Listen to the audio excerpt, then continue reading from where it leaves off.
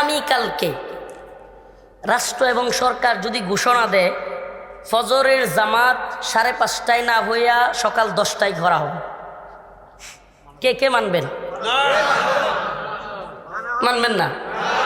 5:30টায় না হইয়া কয়টায় হবে? 10টায়। মানবেন না? ফজরের জামাত তো চেঞ্জ, ফজর তো বাদ দেয় নাই, শুধুমাত্র বলছে যে সময়টা একটু চেঞ্জ হবে। মানবেন না?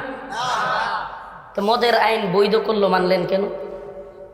সুদের আইন বৈধ করলো, মানলেন কেন? প্রতিদানের লাইসেন্স দিল, মানলেন কেন? রাষ্ট্র এবং সরকারের ধর্ম মানা যাবে না, আল্লাহর ধর্ম মানতে হবে। এদের যদি গায়ে সিটা লাগে, কাটা লাগে, আরে এরা চায় কি, এরা পায় কি, এরা করে কি? এদের চাওয়া পাওয়া চেতনায় সব কিছুতে হলো পকেট পূজা আর পেট পূজা, আর তো কিছু না। একদল চায় যেমনি হোক দাঁত কামড়ে হইলেও ক্ষমতায় থাকতে হইব, আরেকটা কয় 15 বছর খাইছস, আর কত খাবি, আমাদেরকে দে। ঠিক কি ঠিক না? এই তো এদের রাজনীতি, এই তো এদের রাজনীতি।